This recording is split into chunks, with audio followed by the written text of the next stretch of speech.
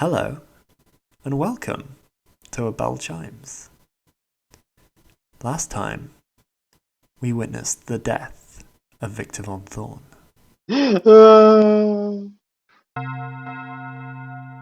It's with misery in your heart that you get out of the carriage into the pouring rain.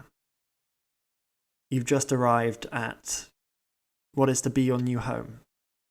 No longer can you be seen with your legitimate siblings. This is the day that your life as a bastard finally begins. In the doorway is standing a plump but wiry looking woman. I don't think that's a contradiction. Plump but wiry looking.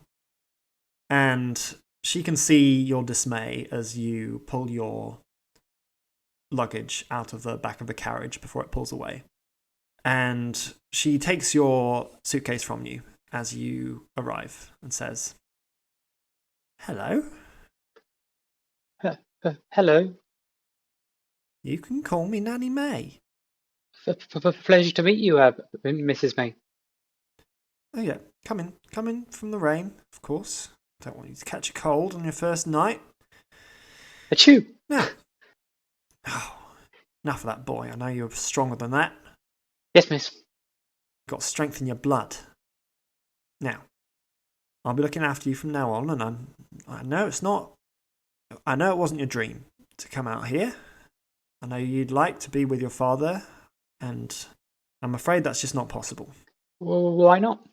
It's something you'll come to understand in time, son, but Okay. that's just the way that the world works. But if you respect yourself and you respect others, then you can make the most of that world, no matter what position you start off in. You wordlessly drag your suitcase up the stairs to your new room. A small and, in this weather, dank attic room with a mattress made of hay bales. Hay bales, oh yeah. Years later... Sorry. Hay bales, I love hay bales! Years later, a now 13-year-old Victor Von Thorn leaves that same small cottage, now looking bright and energetic, filled with a newfound vigour. Today, he's going to the jousting contest. As a spectator, of course. See you later, Nanny May. Now, what do you mean, see you later? I'm coming with you. Oh, Of course, yes. You thought you were getting all these sandwiches for yourself? Well, I am a growing boy, as you often remind me. Yeah. I'm sure there'll be some food at the contest for us to enjoy, so let's get a move on. Yes, miss. The cart pulls up, and it's from this window view in the traffic that you catch sight for the first time in over 6 months of your father's noble banner. The familiar blue field carrying a yellow cross, and in the upper left corner, the familiar white rose. Nanny, look. You see streaming ribbons, musicians, crowds and crowds of people, more people than you've seen in your life. And it's today that you know that you want to be a part of this. Wow. Nanny, look, it's Daddy's coat of arms. Yes, Victor, yes, very good. Well recognised. It's nice that you pay attention to such things. It will serve you well in your future. The nostalgia of that moment carries you through years of grueling training in fighting, camping, hunting, weapons and equipment maintenance, horse riding, all of the things that you need. While you rarely see your father, he does not neglect you financially. You have all that you need in this training. After a hard day of training, you come back to this same cottage where Nanny May greets you, tonight like always. How's the training tonight, Victor? Oh, it's another tough one. Another tough one? Yeah, the swordmaster pushed us cruelly. And, how's that new kid? What's his name? Ludwig, was it? Yes, he's doing very very well. He's got a rather strange accent, but no, I think he'll make a fine knight one day. Well, you stick close to him if you can. Anyone that seems promising is a good person to have on your side. Remember that. How old is Victor von Thorn when the fateful events of his introductory episode went down? Let's say he's been a knight for a few years, but let's say he's 22. 22. Wow, pretty young. Wow, pretty young, but also kind of Because he old died for pretty young as well. back then. Back then. Back in the day. Of course, it's set in the past. Well, I could have died of any number of ways. Disease, A different disease. different disease, getting stabbed, choking, Getting stabbed again. getting stabbed then choked, Getting stabbed and surviving but catching a disease. falling down the stairs. All these things. Your fondest memory is that of becoming a knight. Of standing before King Radblast, his regal majesty, although his eyes looked distant and empty. He still stood before you, raised his sword and touched each of your shoulders, and you bowed deeply on one knee in respect. You and 11 others graduated from the School of Knights of Maine that day. A graduation ceremony that happens only once every 4 years. You're proud that you made it through. 2 of your fellow students died during the course of training. 2 further were too injured to continue. And 3 gave up before the training could be brought to its conclusion. Tell me how Victor feels standing before the king. He feels he's in awe. He's only ever seen the king at a distance. So being in this proximity is almost overwhelming. His knees trembling, but he feels a great amount of pride, and he might be imagining it, but he can feel the gaze of his father on the back of his neck. Yeah. Imagine his palms are probably quite sweaty. Oh, and drenched. Nanny Mae's pasta is trying to make its way out of his stomach. But... Nanny Mae cried this morning when I left. Yeah. Oh, let's say she's in the audience. Yeah. Nanny Mae is crying as she sees me on one knee. She's good, she is. It's on that experience that you think back as you traipse through the forest, with darkness swiftly approaching and the sky filled with clouds. Your wrist still aches from where Simon Says violently disarmed you. That he spared your life was a small mercy. Although his words stung and you didn't want to believe them at first, it was only after you fled the scene that you realised that he was right. There was no way that you could go back to Maine and expect others to be on your side. Not against someone who had the charisma of Simon Says. Going through the forest like this, you've just been humiliated and one of your, I guess, childhood acquaintances murdered. Yeah. Basically right in front of you. Although you weren't. Okay. Maybe not literally right in front of you. But what would be going through Victor's mind at this point?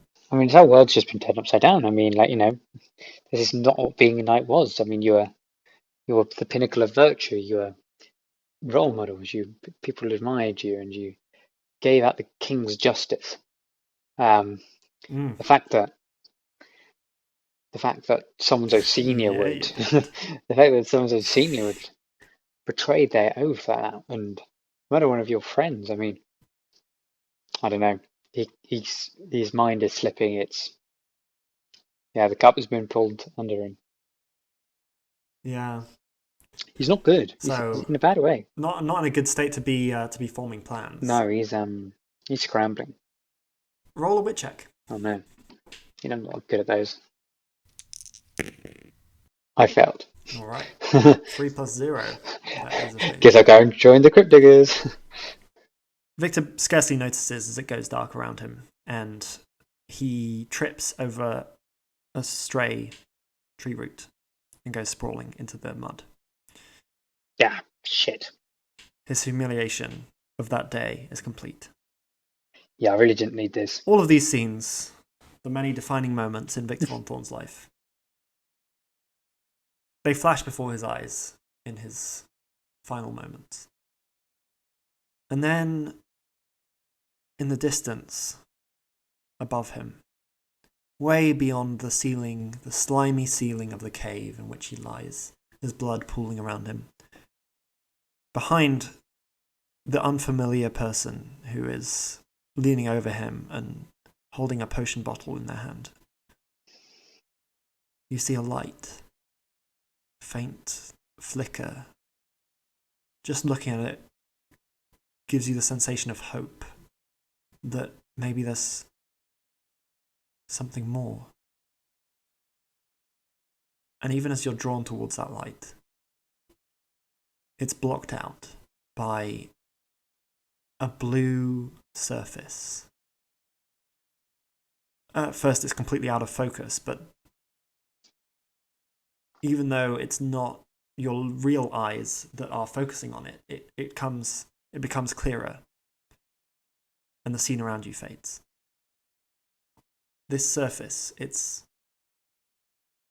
some kind of jagged mineral. Mm-hmm. It looks like sapphires, but there are dark patches, impurities, and even black spots that look like they might be mold on this surface. And as you realise that you're no longer where you were before, you find a way to look around. What the? Roll an observation check. Oh. Observation checks even in the afterlife. Again, I failed. Yeah. An observant in life as in death. Realising that you can look around a little bit, you try to move your body, and it doesn't react. It's not that you feel heavy, like you've realised that you were dying dimly at the end, but it doesn't feel like you can no longer move your body, that it's no longer responding to you. It feels more like your body isn't really there. And with that realization, you manage to shift your awareness, the direction of your observation, down to where your body should be. Not by moving your neck, because as you quickly realize, there is no neck there. Oh, God. Looking down, you see that, however it is that you're seeing this, you're surrounded in a kind of cage. The same mineral that constructed the ceiling above you has formed into this kind of rib-like structure, which is surrounding you. Oh my God. I'm imprisoned? No cage. While you don't have while there's no body here, there is a kind of thick grey mist.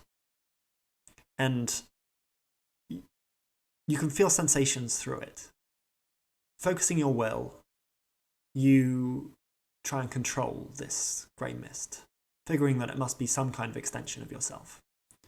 Roll a will check. Oh,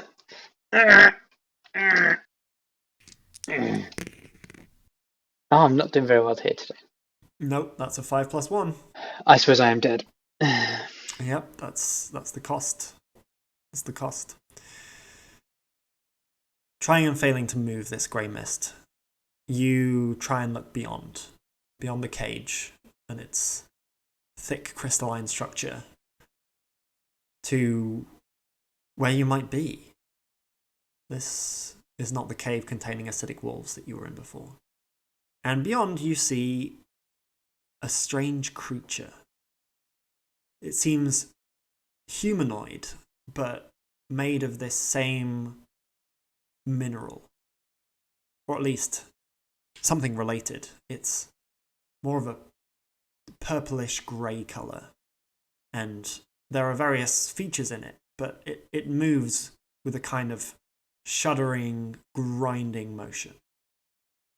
And It's not approaching you, but moving towards one of the other caves.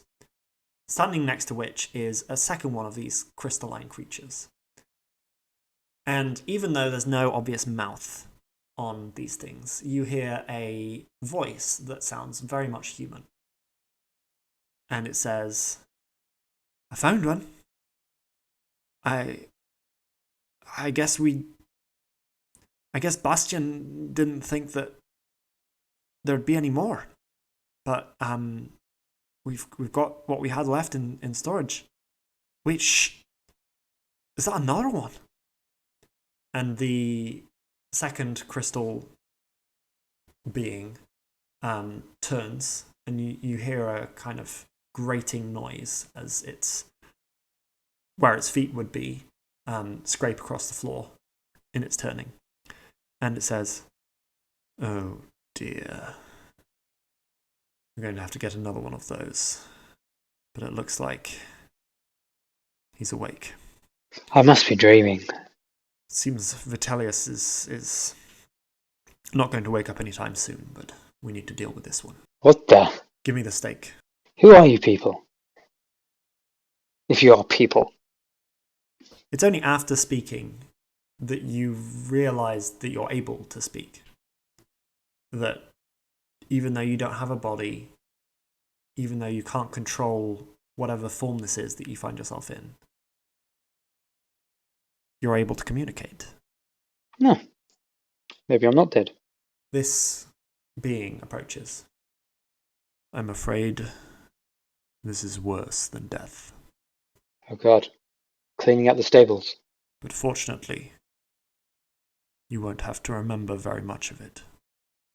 What are you going to do to me?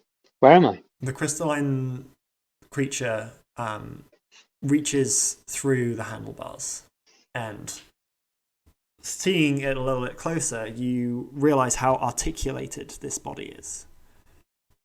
It's a conglomerate mass of tiny shards of this crystal substance. And looking behind you, as this creature reaches into your cage, you see that there is a large pile of small chunks of this mineral directly underneath the mist that composes you. This will hurt, but the pain will be temporary. What are you going to do to me? Shh. I fear no man. And with a sharp stabbing motion, the creature stabs this stake that it's holding through the mist that composes you and into the pile of rubble.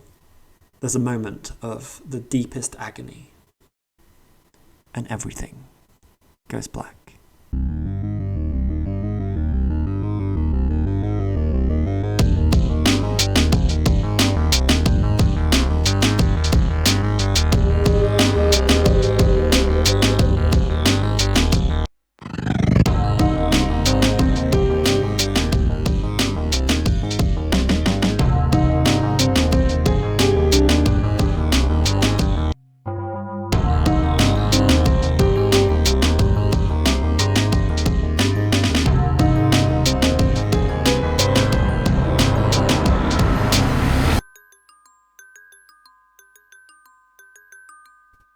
Caradon looks down at the remains of a man at his feet, and then back up at the remains of a wolf before him.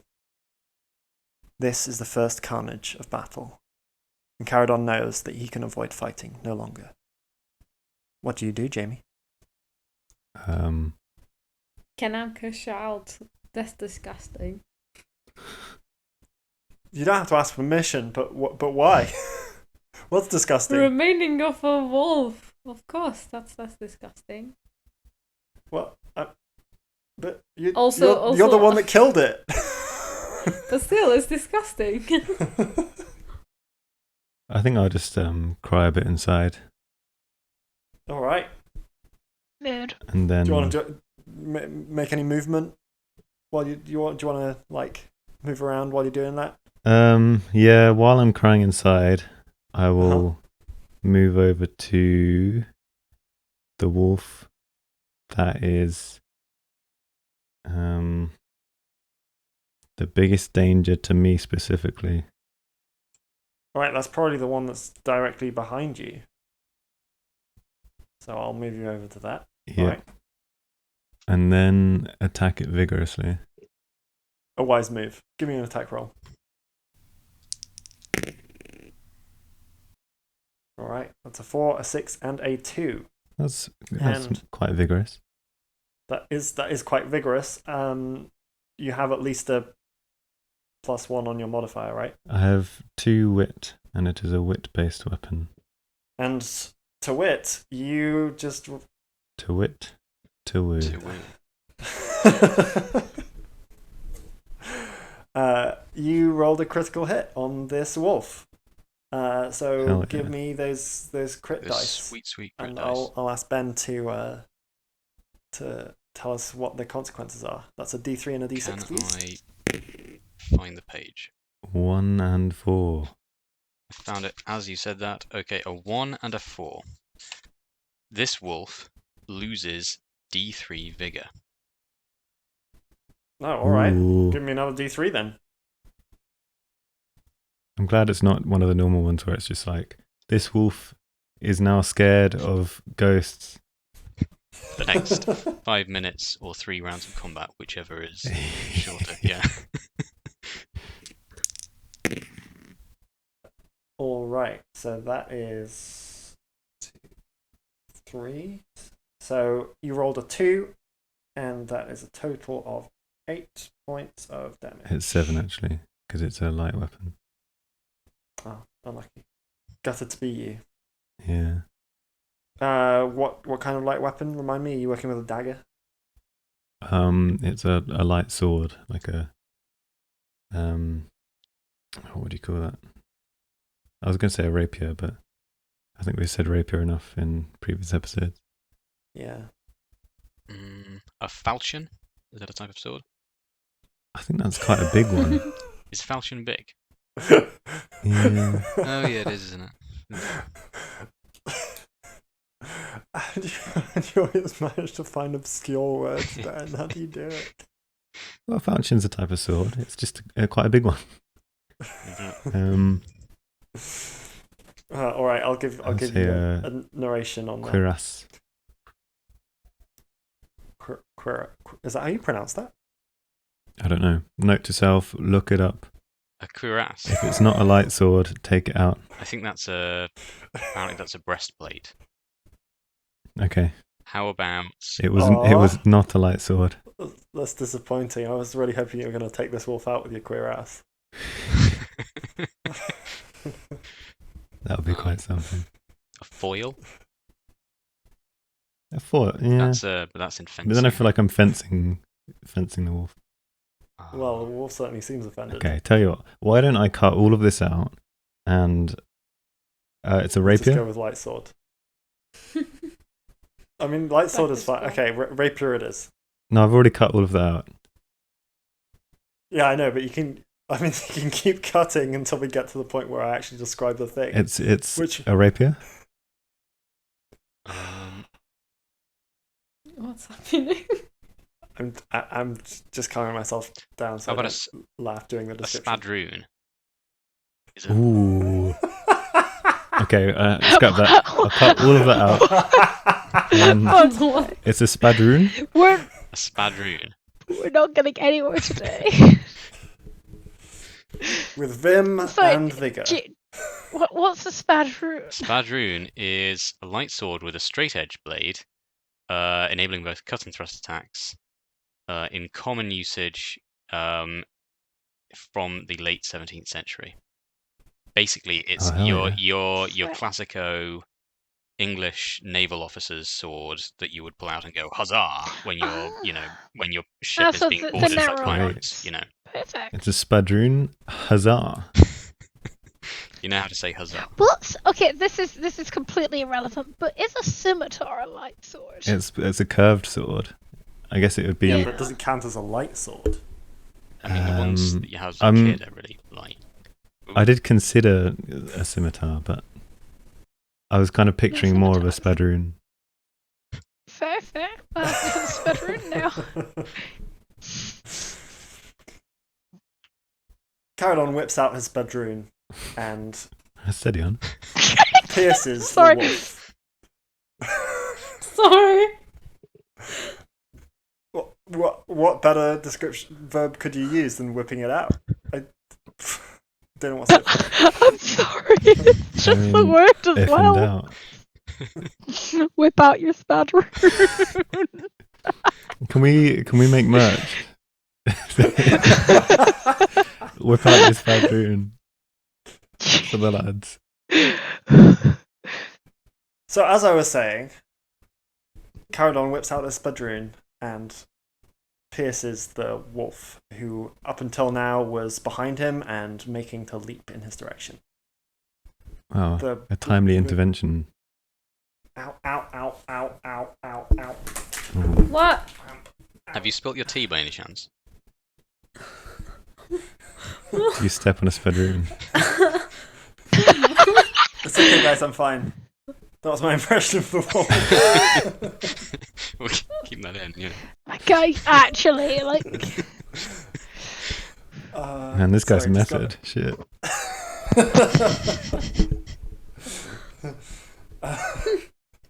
Moving on. Unfortunately, the person who would have gone next in the order is dead. So we're down to the wolves. So first, I'm gonna roll a brawn check for the wolf that is still encumbered by these glowing green spider webs. And it manages to break free. And it leaps for the nearest target, who happens to be Stephen DePretis. Oh, Lord. That's... I rolled a 3, a 3, and a 4. The 3 and 3 plus 2 brawn on the part of the wolf is enough to hit Stephen DePretis, I believe, unless he's got heavy armor. That is correct. Stephen DeVitus does not have heavy armor. Alright, so that's 4 vigor from Stephen DePretis. The wolf, breaking free from the webs that had gathered around its feet, leaps forward and grabs DePretis in its jaws. Its teeth clamp down on his forearm, and he lets out a sharp yelp. Ah!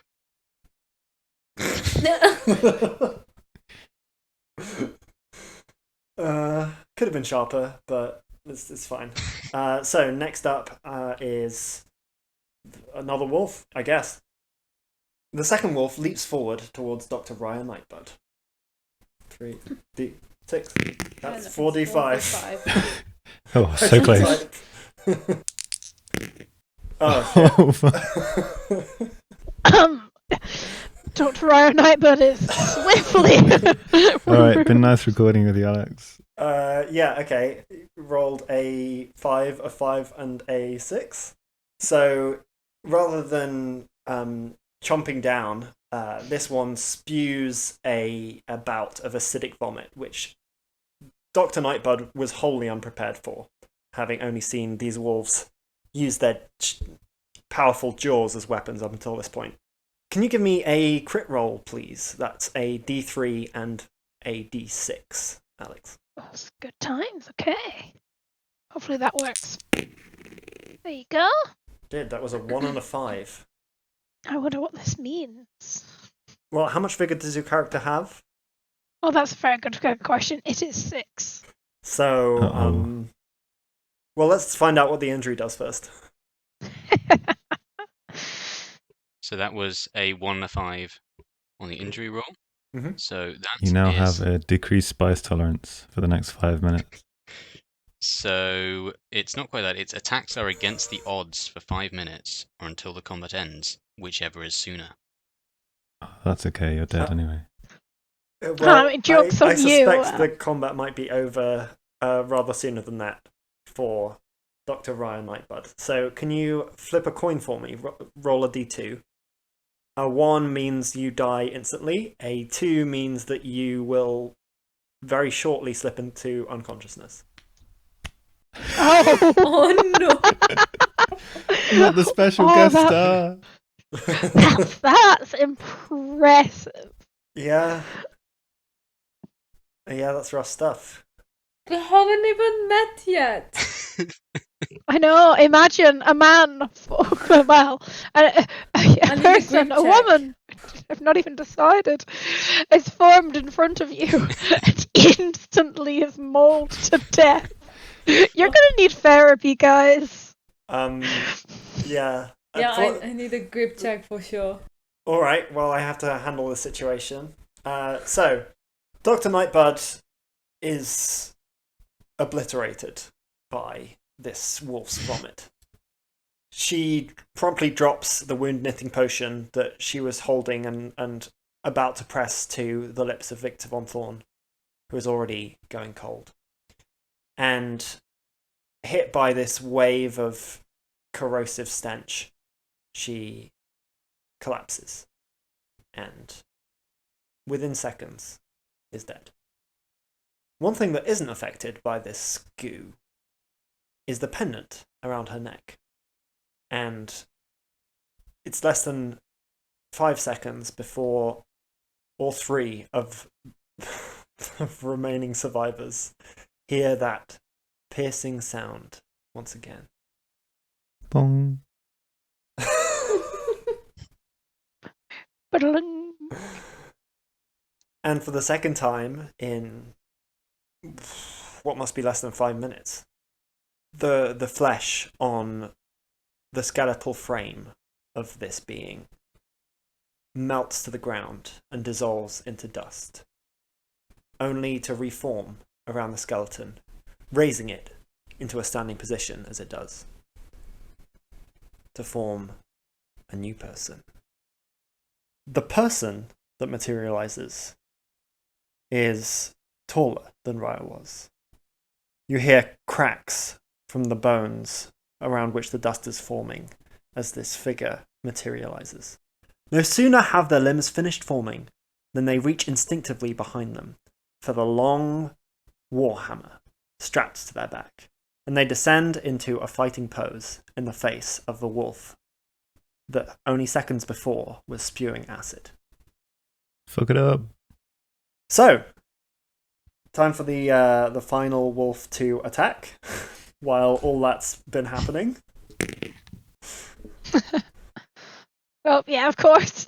Just as someone is grossly forming in front of me. Yeah. So that's a 1 and a 5 plus 2.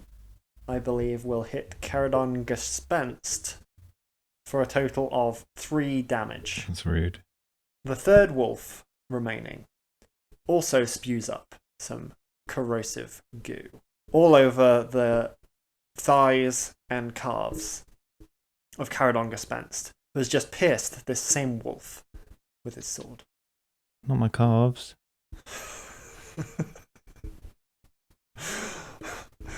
I'm very I attached need to those, those. actually. I need those.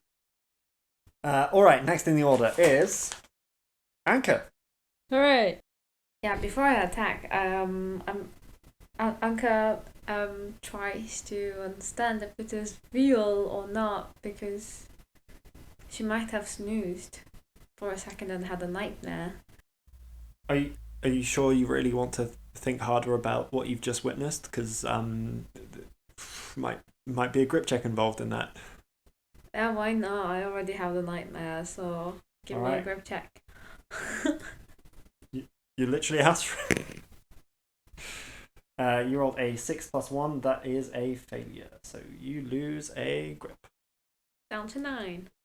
Alright, but I can at least give you some more information about what you've seen. By asking Alex if she'd care to specify any details of this new human's appearance. It's a very good question. Do they wear a hat? Oh, yes. What kind of hat, pray tell? Like an adventuring cat, an Indiana Jones hat. You know the That's style. exactly what I was picturing, so yes, I do. Excellent. And, of course, a jacket to match. And, of course, a big, strap across the chest. A big hammer. A very small head. I just don't know how else to describe them except extremely competent. Mm-hmm. Supreme. Very All right. gusto. So where a reserved medical professional was previously leaning over your good friend, acquaintance, colleague, Victor von Thorn, My um, my very good acquaintance. you now have a overconfident, perhaps energetic warrior, no less, Well, standing in their place. I don't know. She sounded like she was almost ready to go for a field work, kind of geologist. Dr. Nightbird, yeah. We'll never know. I'm a spelunker at heart. Okay, so what's Anka gonna do? Okay, Jamie, can you throw me a rock? So probably Who's Jamie? sorry, Caradan. Can you Caradan, am I awake? Throw me a rock. Pinch me. You can't pinch me, you're down. I can. Yeah. I think I don't. Can I throw rocks when it's not my turn? Sure, throw a rock as a free action. Oh, throw a rock. All right, he throws a rock at you. It hits your navel, and you feel it. Damn it. It was real. Jeez. Okay. Okay, which wolf is closer to me or Okay, so kind of causing danger to others? the wolf that just obliterated Dr. Nightbud is The vomiting one. yeah, kind of directly beneath you under the sledge. Okay. Flamey arrows again. All right, you're running a bit low on arrows, but you've still got a couple left.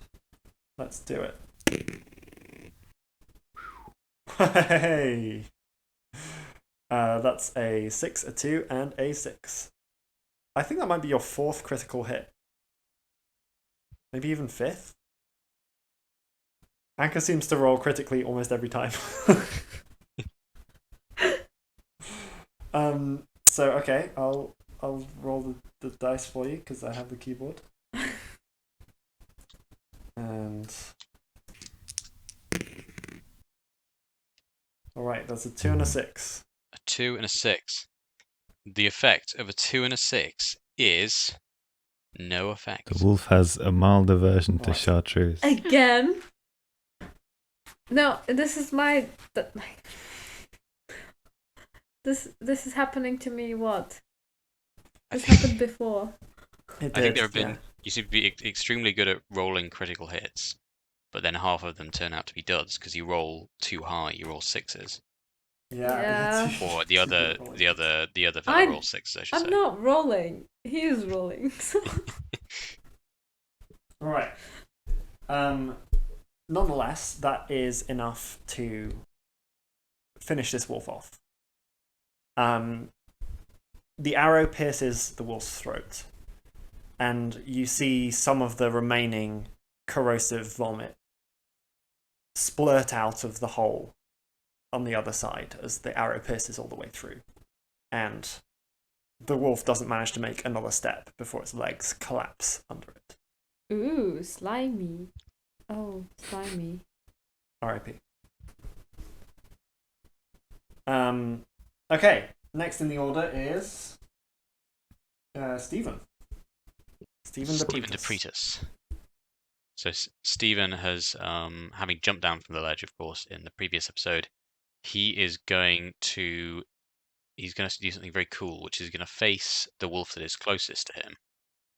Mhm. But he's going to take his last remaining throwing knife and throw it behind him at the wolf that is in the far corner. Ooh. See if he can get it that way. Sure. Give me an attack roll against the odds. Okay. Because you've decided to attack an enemy that you're not looking at. Steven's just do this. determined to do cool things. He's quite good at them. So remove 1 6. It paid off. So remove the top 6, and then Stephen's wit is 2, and this is a wit-based attack, I think. So would a 1 and a 4 be adequate? A 1 and a 4 plus 2 is adequate. Adequate. So, yes, it looks. Well, I'll let you narrate it. Wow, yet another critical hit. Well, give me an injury roll first, right? Of course.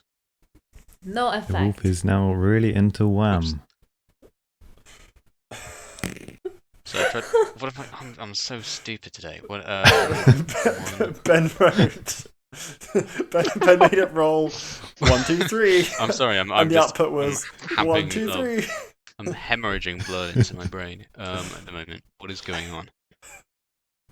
What is... Wait, Ben, what? Okay. Are you okay? There we go. Okay. Yeah, actually, I'm fine. Just.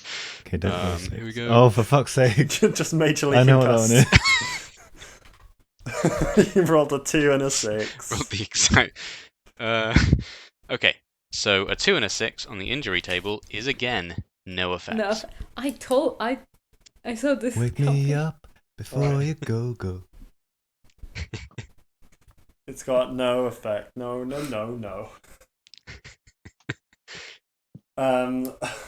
All right, we're on to the. I've still got Vitellius in my list of turn order, but it's. Are we going to get an account of the knife throwing? Oh yeah. He didn't do Extremely this for badass nothing. knife throwing. Yeah. Sorry, I heard no effect and decided to move on. Harsh. Yeah, all right. So Stephen does this actively dangerous move, considering that there is a grown man standing beside him that he could easily have hit with this knife. But he manages to deftly throw it over this man's shoulder in an arc that pierces the more distant wolf's skull. You know what? You rolled 6, right? Yeah. I've just realised that Well, I marked 6 the damage damage. on the wrong wolf because I was looking at the map and ignoring the facts of the situation. So I was going to say, surely this wolf is dead. It's had 2 critical hits. the dagger pierces the wolf's skull, and even as it's coughing up the last few nuggets of acidic vomit onto Caradon's shoes, it breathes its final breath. Not my shoes. Stephen sort of turns around to these others and says, "Oh, I didn't see you there."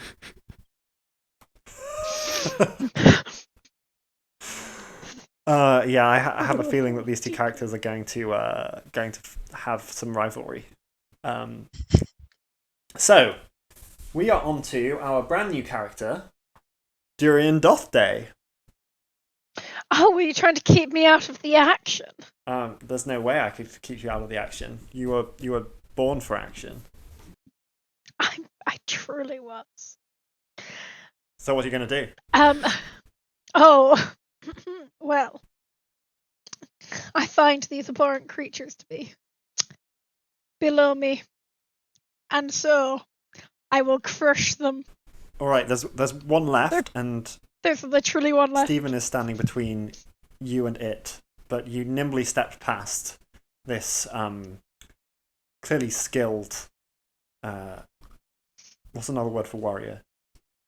Fighter. Fight Skilled fighter. man. Skilled. Brawler. All I right. think we've had a Murder lot of Rider. good words today. I think we need to keep it up. Warriors. Yeah, right. You step past this clearly skilled murderizer and swing your weapon round over your shoulder towards the final remaining wolf. Oh, with gusto. Is that what the hammer's called? Yes, it is gusto. It's a lucky day for me. Not really. I mean, not really, but you rolled a 3, a 3, and a 2. It is lucky for you in so much as an 8 is enough to hit this wolf. So the hammer swings over your shoulder and just dings against the cave wall, which was slightly closer than you'd realised as your eyes are still adjusting. Your newly formed eyes are adjusting to the gloom. And you just catch this wolf's flank, dealing a Nonetheless, sharp blow to its haunch. Haunch is quite pleasing to say. Haunch is an excellent word. All right. Now, Caradon, Okay. you may attack. Can I just like shout scram and hope it runs away? Yep. You know what? Roll a will check for me. I don't have any. See if you put your heart into it. It's a 7 plus nothing. Yeah. All right. It doesn't scram. Oh no. First my shoes and now this. Oh boy. I guess this really isn't my day. I guess I'll attack it then. All right. You charge over, closing the 10-foot gap in short time, leaping over the still cooling corpse of Victor von Thorn. R.I.P. And sidestepping the first wolf to have died. And R.I.P. thrusting your skadoon. I've already forgotten what it was called. Spadroon. Spadroon. Yeah. Thrusting your already drawn spadroon into the final wolf. R.I.P. Oh. So Jamie also rolled a 2, a 3, and a 3. So that cave wall, it's really doing a number on people's depth perception, apparently.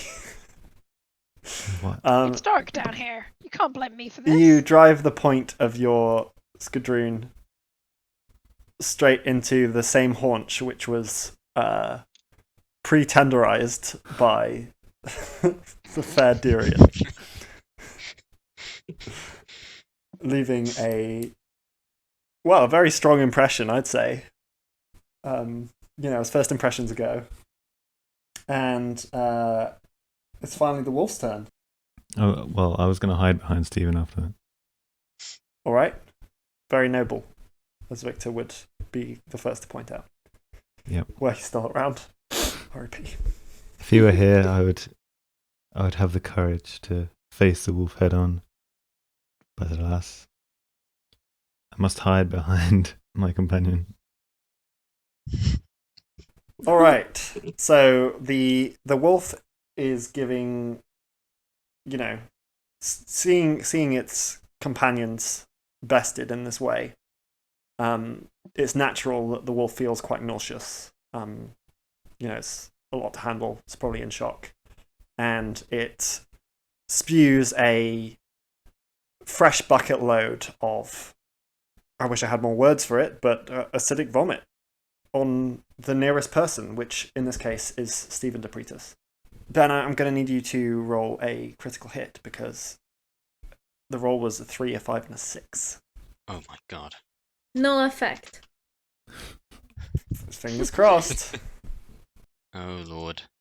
It's actually just going to be the third character death in as many minutes. So yeah, it's a 3. All right. You stub your toe on every ledge. And a 3. A 3. So the effect of a 3 and a 3 is that Stephen Depretis loses a point of will. Wow. That is to say, he loses his willpower permanently. That's not a vigor or grit. He becomes less willful. Wow. Yeah, that wolf really put you in your place, huh? The vomit hits Depretis full in the chest, and he gasps for air. The noxious fumes from the corrosion of his clothes and armor giving him an immediate headache, and he stumbles. He hears voices around him. Maybe it's just this stranger beside him who's laughing at his misfortune, or maybe everyone's judging him. What? Oh, you're laughing at me. Maybe it's Maybelline. All right, we're back up to Anchor. Well, I can't see the wolf that just attacked. Right? I'd say you have line of sight to it. Yeah. You can at least see its head. Okay, I think it's time to use my mirror. I will break my mirror and throw the pieces of glass to the wolf, aiming his eyes, aiming his eyes. Wow. Okay. Sure. All right. I'm gonna treat that as a light thrown weapon. I know that if you throw glass, it's pretty hard to do much damage. So I'm gonna set a -2 modifier to the damage. Does that seem fair? All right. Okay. So you rolled a 6, a 1, and a 4.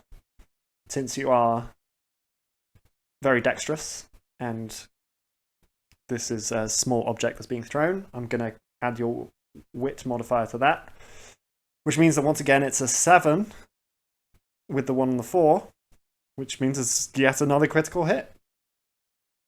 Clearly, a 7 armor class is just too easy to hit, huh? So you're going to deal 4 damage to this thing, but you get to do another injury roll. Ooh.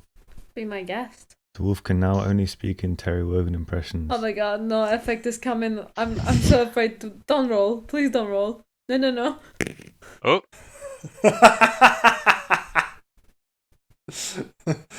I rolled a 2 and a 1. Ben, do you wanna remind us what that does? the effect of a 2 and a 1 on this wolf is that it loses 2d6 vigor. Ooh. Oh, wow. That's interesting. Wow. It is a crushing blow. Really doesn't Jeez. like Terry Wogan. Wow. All right. Cool. So that was a 1 and a 4. 5 additional vigor. Makes 5. In addition to the 9 that you'd already dealt. So these, you've crushed this into a few pieces in your hand, this mirror, and you've thrown several pieces at once. And the way you flick your wrist, they spin towards the wolves like glass knives, and they cut through the arteries at the wolf's neck. And its blood is thick and oozing. You hadn't made any of the wolves bleed so much as for it to be this noticeable before, but the way this comes out, it's like itself almost as viscous as the acidic vomit that it's been spewing out and that you've seen all around this cave. A dark red, barely reflecting the light from the yellow pool behind. But even though it's clear that this wolf is gravely injured, it remains standing. So, finally, we're back to Stephen. So Stephen has used up his 3 throwing knives. So having no other weapons on him, he's going to attempt to do a kind of spin kick in this wolf's face. Okay. I'm going to give you a -1 modifier on the damage for this. But otherwise it's just going to be a straightforward attack with brawn modifier. I can't remember what Stephen's brawn is, but... Stephen's brawn is 0. Okay. Well, good luck. So, Ben rolled a 4, a 1, and a 5.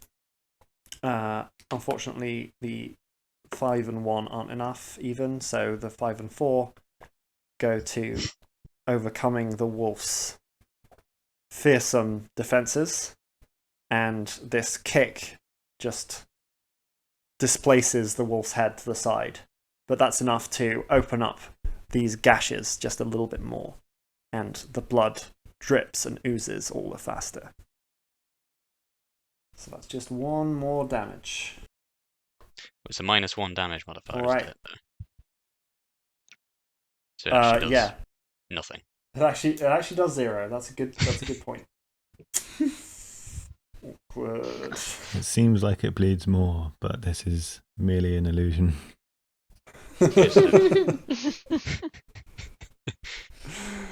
All right. Durian's getting one more turn then. Indeed, and I will show them how it is done. Are you gonna do a spin kick as well? Oh well, I was more gonna do a because obviously the hammer's on like a very long thing. I was like gonna like spin it above my head and use the momentum to just like smash down onto its face. Sounds delightful. Let's see how that does. I'm ready. That's a 4, a 6, and a 6. Okay. I guess this will be the last injury roll of the episode. Hit it, Alex. D3 and a D6, please. Indeed. The wolf now gets paper cuts every time it picks up a brochure for a travel agent. Oh, what? That was a 3 and a 6. A 3 and a 6 means no effect. I knew that one. I think we've had that one before. Ah, well. No further effect was needed, however. The hammer swings in a tight circle around Durian's head and comes down with a definitive final crack on the top of this wolf's skull. And it collapses. That oozing blood spreading into a pool at its feet. Da-da-da-da-da-da! Congratulations! You won against the wolves. For now. 3 people died! My poor companion. This is becoming more like Squid Game. I don't like it. Poor Victor. Poor Vitellius. And Poor that person. Whoever that guy who was. appeared out of thin air and turned into a different person who appeared out of thin air. Oh, it's Poor so Ben. tragic. We lost many. Alright. Take a breath. To honor their souls, can I just... I don't have any more bagels left, right? I was going to flame a bagel. No. There's no way that Like a Anchor would be ceremony. caught without at Can least a I morsel of bagel on her. True. What? What were you going to say, Jamie? I was going to say, can I deliver a 10-minute meandering soliloquy about the meaning of life and friendship and You can put that in post. Okay. Can I put something else in post? Well, you won't necessarily be there, so you should say it now. That's what I was thinking. saying- Can I put in something now that will go in post? I think when thingy Stephen DePretis threw the knife into the wolf's skull and killed it, can I insert a line? Looks like that was a lupine lobotomy. Oh, that's... Fair enough. Oh, if only we could retcon all conversation. Alright. Everyone take an observation check. I would love to. I see the still cooling body of my companions. I've already made several comments about how warm or not Victor Von Thorn's body is, so I'm probably not going to describe that again. I see the lukewarm body of Victor Von Thorn. The one moment, let me get out my The thermometer. Victor warm body of Luke Von The Thorn. room temperature body. Cave temperature. The just right body. The medium rare body of Victor Von Thorn. Why? Alright, it's Caradon who is the first to come to his senses as to the horror of what he's just experienced. The horror! Erewhon's words still echoing in the back of his mind. Together, the 5, or I suppose 6, of whom 4 remain, have slain the 4 wolves that terrorized you. A 5th having previously died at your hands, deeper in this cave system. Nearby, you see the slack features of the face of Victor Von Thorn. Someone who never knew your true identity and now never will. You see a man who seems more thrilled at this fight than certainly you're feeling yourself, as the acid still bites into your calves. You see Stephen de Pretis is shaken. His eyes look wilder, less certain than they did at the opportunity that this cave presented just a few minutes before. And Anka, while she's deftly dispatched several of these wolves, almost single-handedly, she looks nervous, shaken herself, the adrenaline wearing off. What does Caradon do? Oh, cheer up, guys. Could be worse. Could be Monday. Was the observation check just for me to see how miserable everyone else is? Partly. Am I still holding the bagel? Flamey bagel. Oh yeah, of course. Sorry, I forgot to describe that Anka, while it's clear that the adrenaline is wearing off, it's also the case that she is holding a morsel of bagel which she's burning on a small saucer in her palm, and making a circular shape with two fingers in the air in front of her, the sign of the bagel to respect the dead. Rest in peace. My bagel. Alex, did you get any of the background on bagels? Is this news to you? Nope, I did not, but I totally accept any religions, including bagel-based religions. Fantastic. Okay, so I'm a bagel I believer. am a very what's it like the worldly? Is that the word? Like well-traveled. Well-traveled indeed.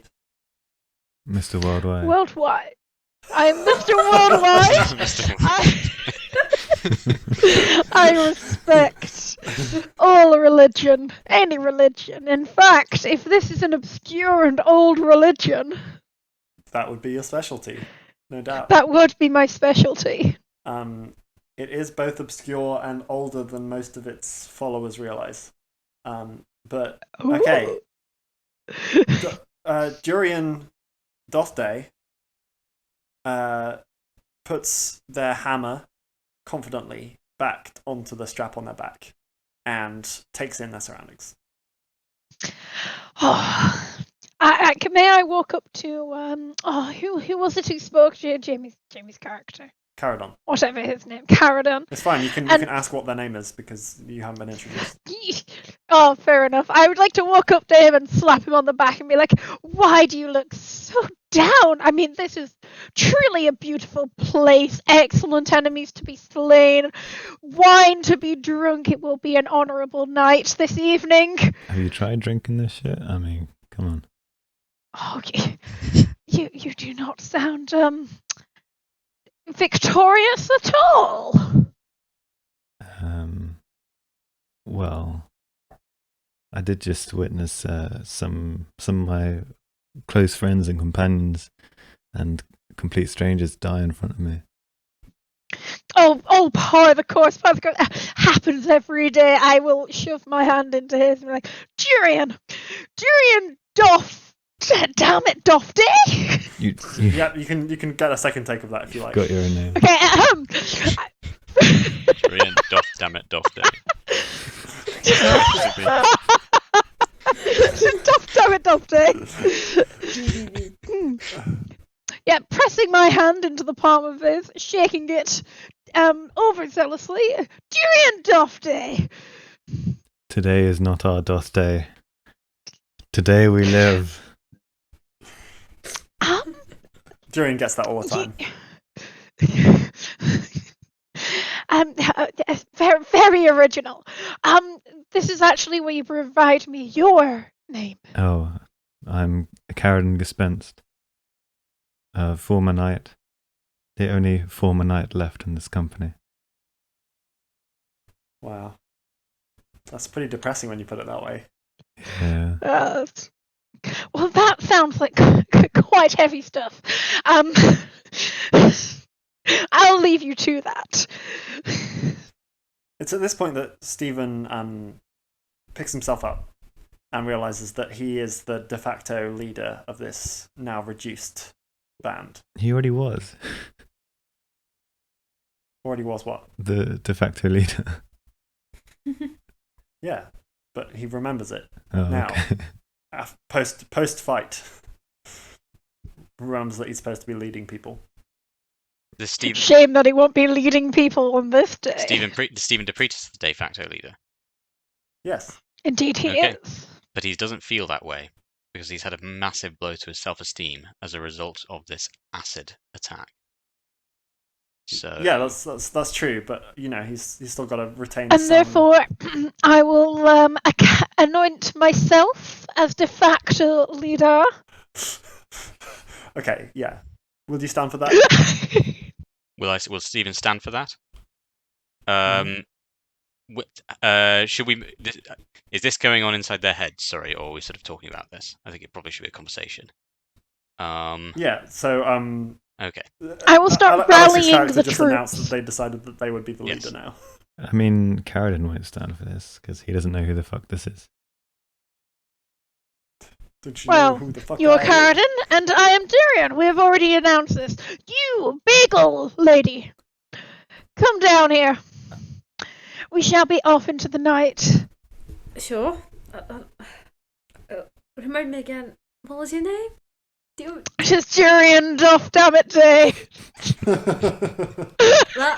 me a hand then. I can't just jump on the There's a rope. There's a rope. It's okay. There's there a rope? Yeah.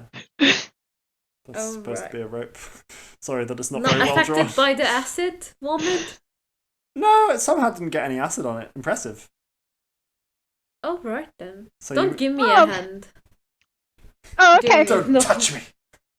Don't you dare. I don't want your dirty hands. Well, I like an independent soul. You all seem like a strong lot. Like the weak has been culled from your ranks. Oof. Too soon? Um, Too soon! Can I try and push Julian into the river of reverse honey? This is how Durian time. Wait for a moment, Caradon. I just wanna ask what her thoughts about the shape of the earth. The shape of the earth. Yeah. Well, I am a traveller. I have been many places. And I can say that I have only ever walked forward and straight. And therefore, I deduce that the earth is a semicircle. That wasn't what I was expecting. So you're going to say flat earth, semicircle. You're a flat earther, but you also happen to believe that the Earth is semicircular. We can't Yeah, trust, semicircular we flat, can't trust naturally. This person. No. One Have of you the not many seen it? denominations. I rolled a 6 and a 4. Can I push Julian into the river? You're not that close to the river, but you do bodily push Dorian backwards, and they trip and land against this rock that's covered in the reverse honey, so to speak, from the wolves licking it, and they take 1 damage. Oh. How as kind of the you. acid, the remaining acid on this large chunk of limestone burns the back of your. Oh. As the remaining acid Okay, in this well. limestone burns your back. Okay, got it. Wait. We need to clear this out. As Holy Bagel suggests, we should be welcoming to everyone, even though they are flat earthers. Or, well, semicircle. I've never heard that. But you are welcome to our party. Why, thank you. I don't follow the Holy Bagel, and therefore I have no such qualms about shunning an outsider. I'm well used to a bit of a friendly hazing. My good man, I won't be put down by your banterous tripping. However, I do believe that maybe we should be I'm not sure. What do you all usually do next? I would often find a tavern at this moment. Shall we find ourselves a tavern? We're in a cave. All right. I'd like Stephen and Anchor to roll observation checks. 2d6, please. Coming right up. What about my observation check where I succeeded and then just saw that everyone was sad after all their friends died? Yeah, well, no one else has noticed that everyone's sad. Don't worry, apparently My I'm character blind. certainly hasn't noticed. Yeah, all right. I'll give it to Caradon on his previous succeeded check. Caradon is distracted from this offensive personage before him by a cry from the passage from which Anchor just descended. It's a familiar voice, the voice of a man from a nearby village. No. And he says, "I fucking knew it."